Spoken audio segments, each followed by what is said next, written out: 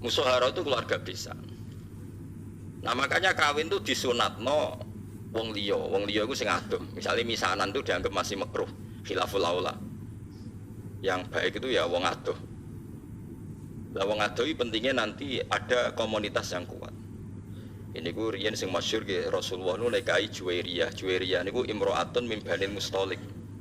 Setelah Nabi nikahi Juwairiyah ku sak kawasan Banil Mustalik yang dulu musuhi Nabi langsung seneng Nabi. Perkarane pisan, gak pantas tukaran ben apa?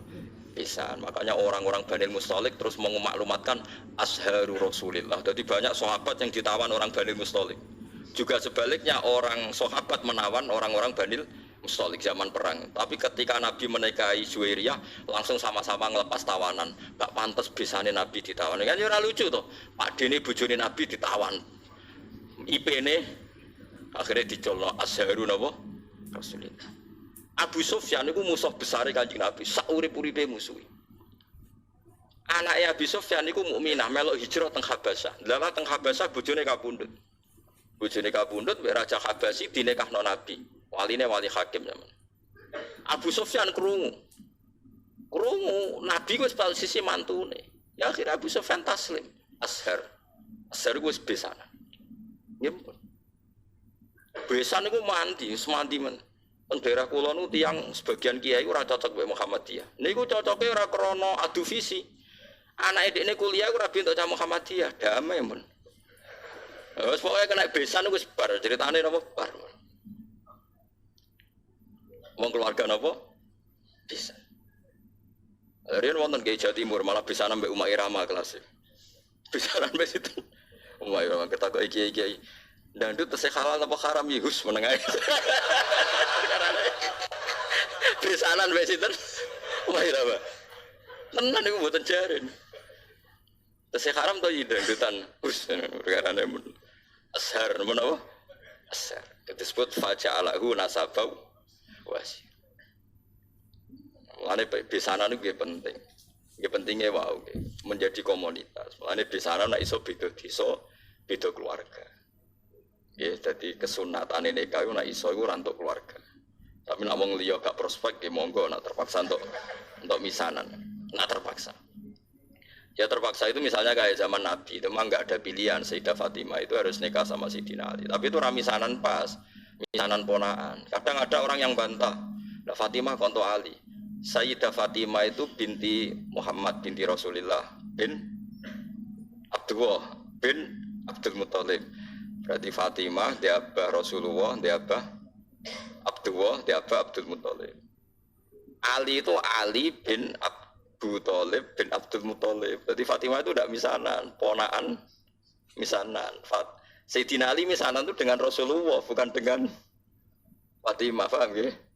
Gitu, Ali bin Abi Thalib, Muhammad bin Abdullah, Sayyid Abdullah, Abu Thalib. Berarti yang misanan Sayyidina Ali dengan Nabi apa Sayyidina Ali dengan Fatimah? Dengan Nabi, paham ya? Berarti dapat Fatimah itu untuk ponaan apa? Misan. Kadang wong salah kaprah nyongkone Fatimah iku mboten. Nek iso niku rabi iku untuk wong ado. Nek iso ora payu maksudnya iki kan bakas. Ya ora payu wis piye meneh wis. Setahu saya keluarga fanatik rabi keluarga itu kalau bodoh besar ya situ kiri. Tapi itu saja untuk minduan, ya untuk minduan ming telu. Yang misanan cer ya jarang, hampir gak ada. Padahal fanatik dapat keluarga tapi ya ming telu, ming papat gitu kan. Ya karena percaya orang luar itu kan ya tidak meyakinkan juga kan. Soalnya terus untuk orang rajin jelas kan ya repot juga. Disebut apa faja'alahu nasabau wasiro. Jadi eling-eling ya. Nasab itu. Nah terus kalau orang zina itu nasab itu hilang, walinya hakim.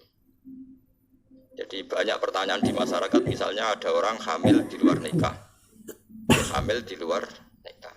Itu terus dengan kesadaran dua sejoliki terus diminta dinikahkan kiai. Anak produk gelap ini tidak bisa dinasabkan ke bapaknya, ya. Karena agama itu hanya ngakui nasab kalau akadnya sahih, ya, kalau akadnya sahih. Sehingga ini nanti kalau lahir anak perempuan, walinya itu tetap tidak bapaknya, paham ya? Meskipun jelas-jelas bapaknya yang bersetubuh, walinya itu hakim. Karena agama hanya ngakui nasab yang dari bapak lewat akad sahih. Makanya sering kejadian di masyarakat itu, wes hamil lagi kawin. Itu kalau mesti pesen, sampean tobatnya diterima Allah karena sudah kawin. Itu harus didukung. Harus didukung. Bagaimanapun dengan menikah kan menghilangkan zina kan, kalau dia tetap berhubungan, kalau tidak nikah kan malah zina. Ya ono kiai sing wong wis ora bener kok dinikahno, itu salah besar. Malah cepat dinikahkan supaya hubungannya halal. Tapi nanti anaknya ini nanti nggak boleh jadi diwaleni nopo. Saya itu pernah menikahkan orang yang kasusnya seperti itu. Ya saya bilang di naibnya, ya sudah istilahnya walinya bapaknya, tapi walinya tetap naib. Itu tidak bisa. Karena nasab yang diakui syariat itu yang diakdin apa? Sahih, yang lewat akad apa? Sahih.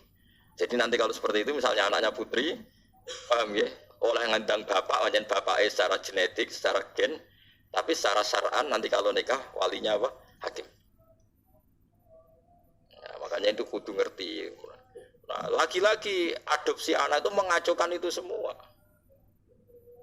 Nah, makanya agama itu membatalkan. Jadi kasih sayang boleh, kayak apa boleh lah. Seperti Rasulullah nganti nyisi ubelis itu Usamah, tapi nasabnya tetap Usamah bin Zaid bin Harisah. Harus jelas Usamah bin Zaid bin Harisah. Tidak boleh dibilang Zaid bin Muhammad. Itu sebut apa? Ud'uhum li'abaihim huwa aqsatu intaqwa. Paham gitu? Terus kalau suwun supaya sampean terlatih lah sampai teorinya ulama. Ulama itu tidak hanya ngomong sosial. Saiki wong awam ku ana omongan sosial, ana melarat pe anak wong sugih. Saiki ana uripe pe anak wong sugih, tuku ana mobil, tuku ana sepeda motor. Selalu yang dibahas itu sistem-sistem sosial. Saiki kepenak uripe penak dipe wong sugih. Agama itu tidak mikir itu toh. Agama itu mikir nanti kelanjutannya nasab tuh kayak apa. Nanti kalau kawin sama mahramnya. Terus yang ketiga ini yang perlu sampean ketahui. Ini yang paling ngeri. Mungkin ini khusus ulama kelas berat itu didiskusikan. Tapi ini saya utarakan di sini. Ben sampean dadi ulama kelas berat maksudnya ben melok katut. Kalau terjadi adopsi atau tidak jelas, itu ada masalah begini. Misalnya saya punya anak putri, Ruhin punya anak putri, jelas anak saya. Saya ingat betul itu anak saya. Terus karena Ruhin itu orang yang miskin, terus anaknya itu terlantar. Tapi dia tahu betul kalau anaknya itu hidup di biduan ini. Hidup di biduan ini.